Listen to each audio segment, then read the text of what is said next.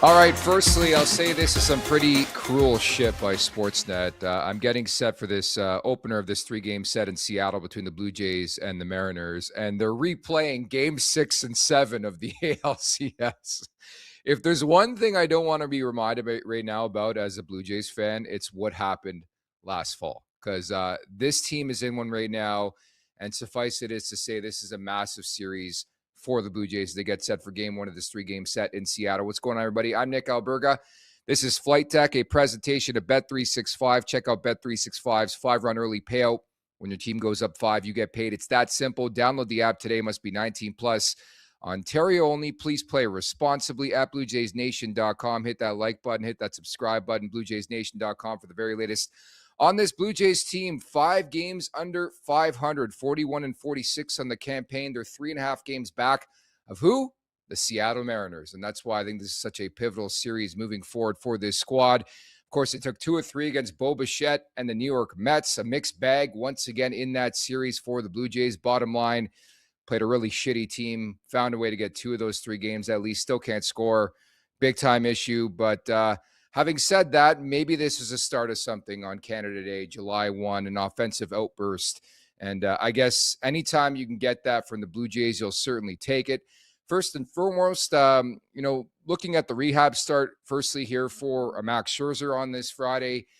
I'm just so curious to see where Scherzer fits into this whole rotation, to this whole Blue Jays team in general, when he's ready to come back from this latest ailment. But again, he pitched at Vancouver.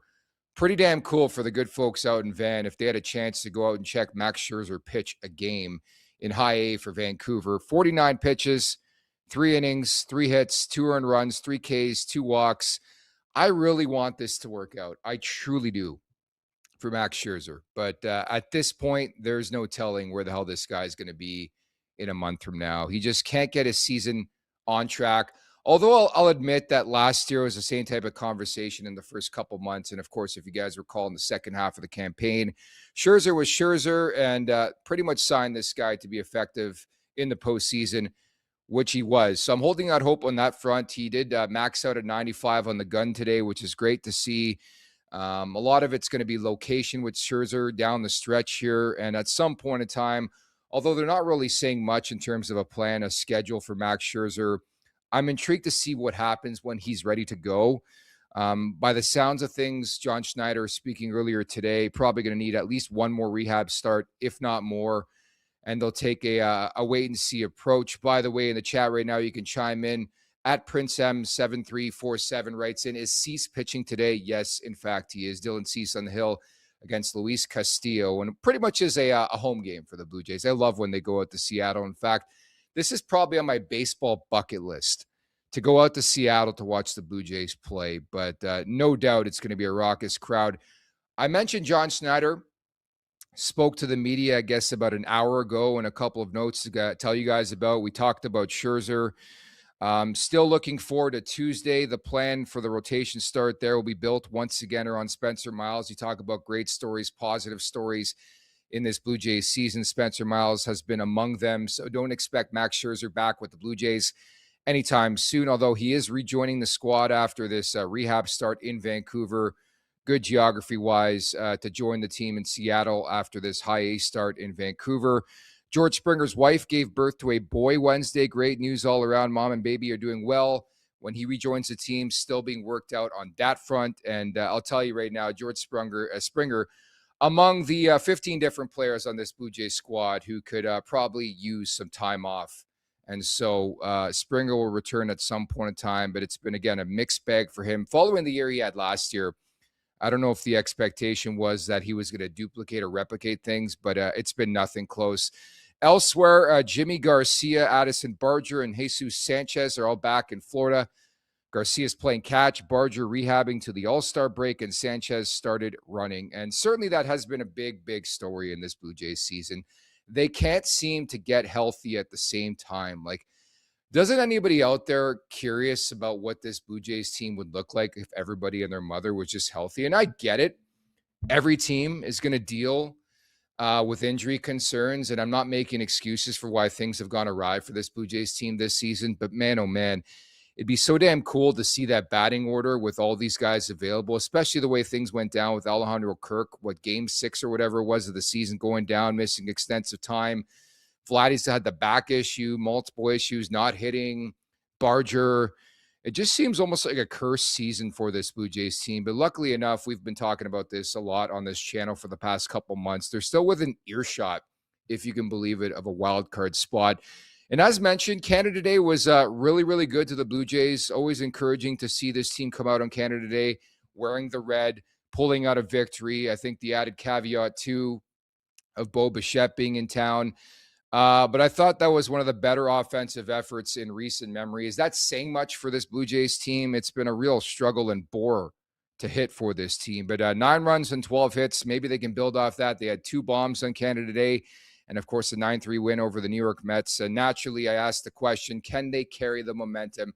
They're the hottest team in baseball, folks, in the month of July. And we're going to take that into this series against the Seattle Mariners. And as I recalled off the top, Sportsnet reminding us right now what happened in the ALCS. And maybe that's the boost that this fan base needs after this less than encouraging start right now. Game 6 and 7, you sort of forget the Jays were down 3-2 in that series, pulled out a victory at home Game 6. Then, of course, the Springer game in Game 7, the massive, massive shot there in the 7th inning.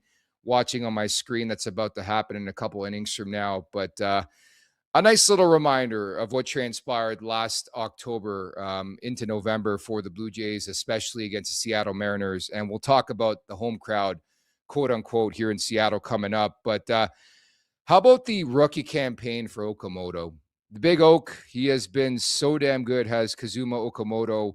And full credit to him. If you guys can believe it, the first Rookie of the Month honor for a Blue Jay since some dude named Alek Manoah back in 2021. It just speaks volumes to the type of rookie campaign a guy like Okamoto is having. He has been unbelievable for this Blue Jays team. You honestly wonder and ask the question, which I think is fair, where would this Jays team be without Kazuma Okamoto? In the month of June, 25 games, 26 for 91, 286 average, 7 bombs, 20 RBIs, and 15 runs. Pretty damn impressive stuff. He has been the most consistent hitter by far in terms of power, I guess you can say. I think 240 is the average on the season. Ernie Clement, obviously headed for an all-star game, it seems. He's been fantastic as well. But the consistency from last year to this year has been a bit off, clearly, when it comes to this Blue Jays team. And that's why I think Sean Keyes is such a relevant name in this market right now. And this move for me reeked of desperation. And I think so far he's proving that. I don't want to put pressure on the guy, pressure on the market, pressure on the team, but there's a reason why they expedited this guy's process maybe quicker than normal, because this team can hit. And pretty damn cool wearing those beautiful red jerseys on Canada Day. Hits his first bomb. He's 2 for 12 in his early couple of at-bats in Major League Baseball. And we all know the story about Sean Keyes by now, just been rapidly progressing up the ranks here for this Blue Jays team in their system throughout the season. And he's clearly got the power. And considering the lack of bombs and power with this team throughout the season, they'll take it. But long-term, I just don't know what Sean Keyes is. And again, I just think it was a move that reeked of desperation.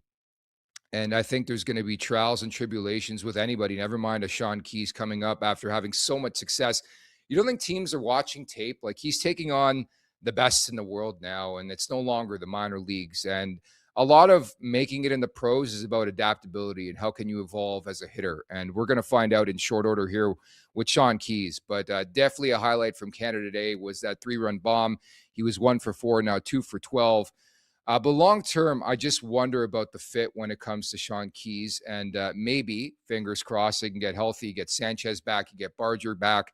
Maybe doesn't mean long-term relevancy, which I think is probably a good thing for Sean Keyes when it comes to the Toronto Blue Jays right now. But at least you know something is coming if you're a Blue Jays fan. But certainly I think that's been a big story the last little while, just looking anywhere, under a carpet somewhere, to find that name recognition and more so that power with the continued struggles of not just Vladimir Guerrero, George Springer, who I talked about, who's currently on the paternity list. Alejandro Kirk's been a mixed bag since coming back. Like, there's a lot of different guys you can point to. And I think the big difference for me is like stringing hits together. We just have not seen that this time around from this Blue Jays team. And it's no longer early. We're looking at game 88 here as I preview this one. The Blue Jays visiting the Seattle Mariners for game 1 of a 3-game set.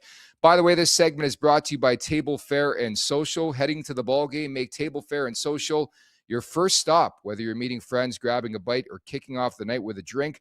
Table Fare and Social has you covered.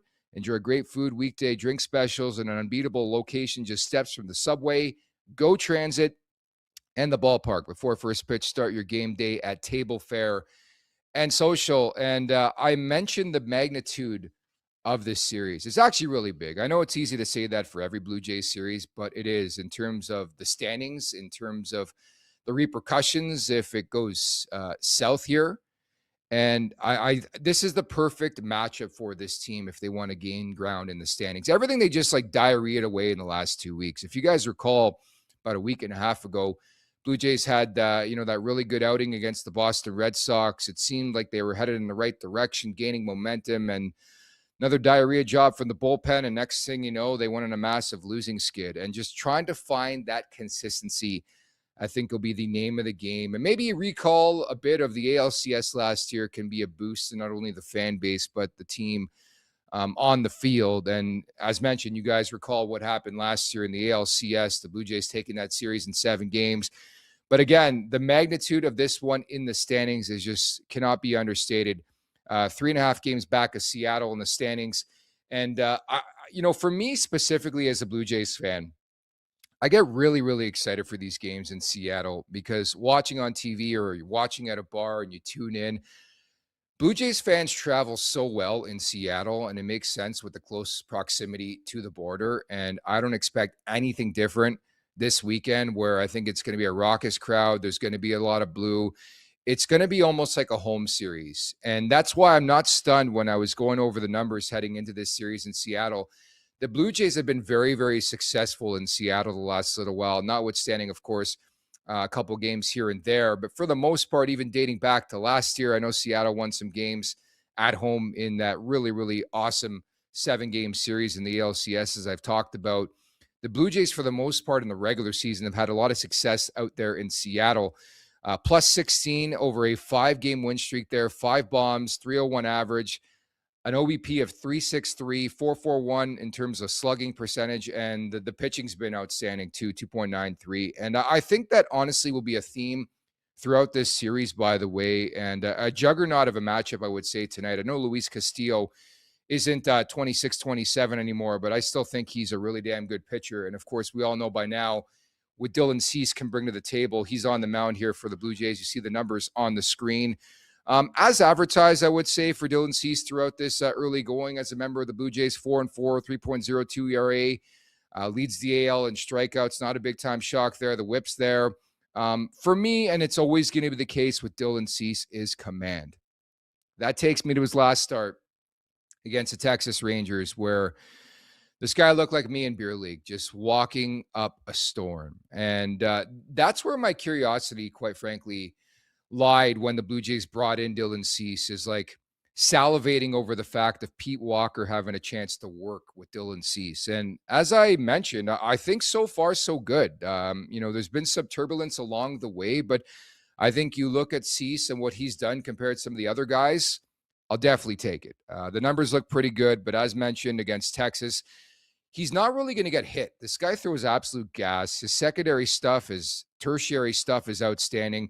It's all about command. He throws so hard and, he escapes barrels so easily that it's about hitting that strike zone. And that could be a key every time Dylan Cease is on the hill. But you look at the numbers against Texas last week, 4 hits, 4 earned runs, 5 walks. That's the big story. He's going to throw a lot of pitches. When you have swing and miss stuff, that's going to happen.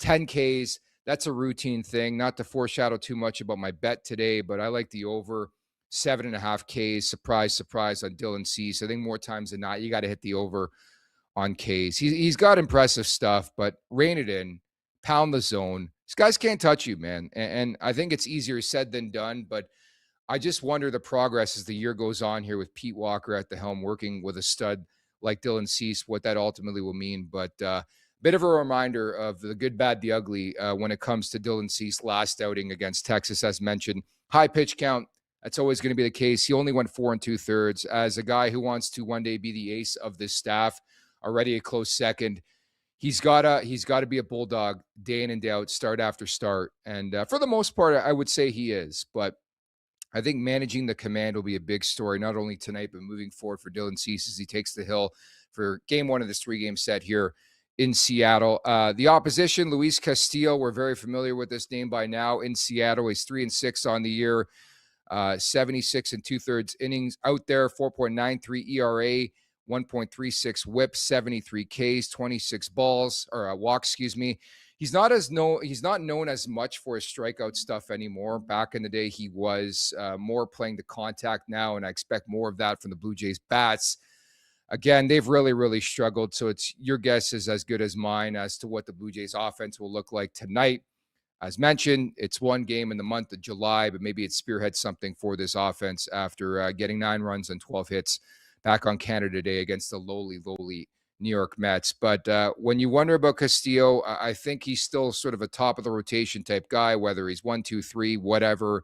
Throws a lot of strikes, 2 earned runs in 5 of his past 7 outings. And I, for one, am expecting a game where it's probably going to be low scoring. And again, not to foreshadow too much of what's to come with my bet, but I'm not obliged to taking the under in this game. I just expect good pitching all around, whether it's Dylan Cease or Luis Castillo for that matter. Looking at the Blue Jays lineup for game one of this 3-game opener, Nathan Lucas is going to bat leadoff. I mentioned George Springer still on the paternity list, wife and baby doing well. But again, at this point, no clue when he's coming back. I would say some point, just speculation over the next couple of days. Vladimir Guerrero Jr. in the 2-hole tonight for the Blue Jays. And I'm tired of talking about it. Just need this guy to get going. Again, watching these highlights from the ALCS, Game 6 and 7, hit a bomb in Game 6. At that point, he had 6 bombs in their crazy, epic postseason run. And Vladdy, it seemed like every AB or every second AB there in that run in October was a bomb or an extra base hit. That has not been the case. His struggles continue. And I don't know if it's the back situation. I don't know what it is, but this guy gets paid lots of money to produce for this franchise, this team, and this fan base. And right now, it just hasn't been good. And, we'll see what happens with Vladdy here in the second half, now into the second half of this season. But they need him to get going or they're absolutely cooked. It goes without saying. Okamoto, fresh off winning the AL Rookie of the Month honors, batting third. No surprise there. He's been on complete fire. Great to see. Dalton Varsho in the 4-hole, batting cleanup.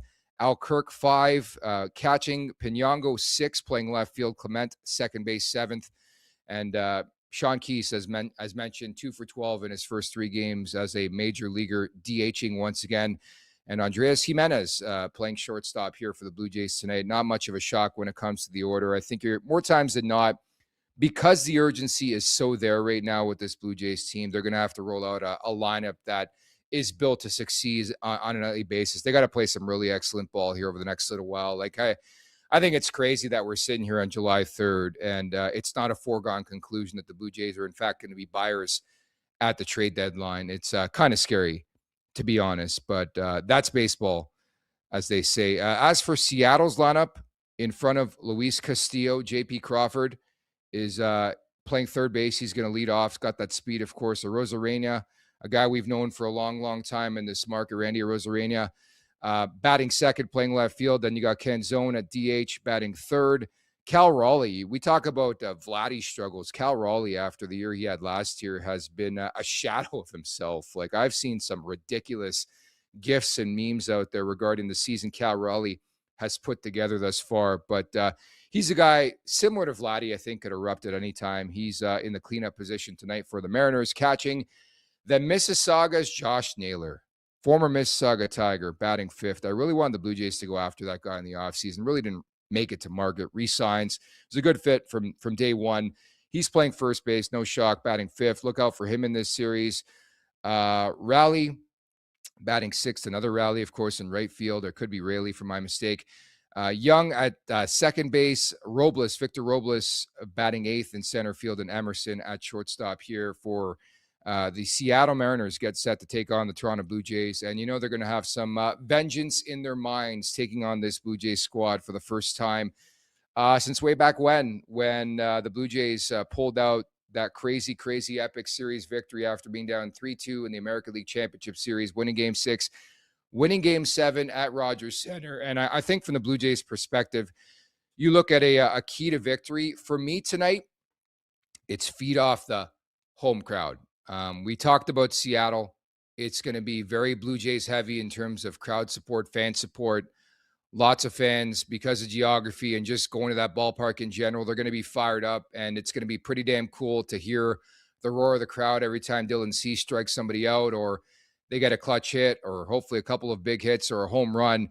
That crowd's going to go bonkers. And sadly for Mariners fans, they just won't be able to respond because, again, Blue Jays fans travel so damn well when it comes to these road games in Seattle. And I expect nothing different for this Blue Jays team.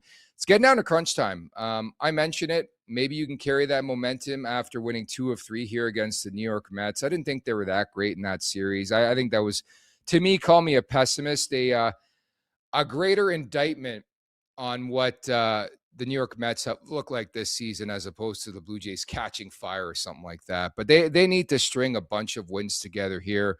I talked about it. They've had the luxury of a pretty crappy American League in general. They're still, 11 and a half games back of the division lead. That's probably out of sight right now. Stranger things have happened, but baby steps. And 2 weeks back, they were in cruise control, maybe not, but comfortably, I would say, in a wild card spot. And next thing you know, they're 3.5 games back here of Seattle. Such a crucial 3-game set.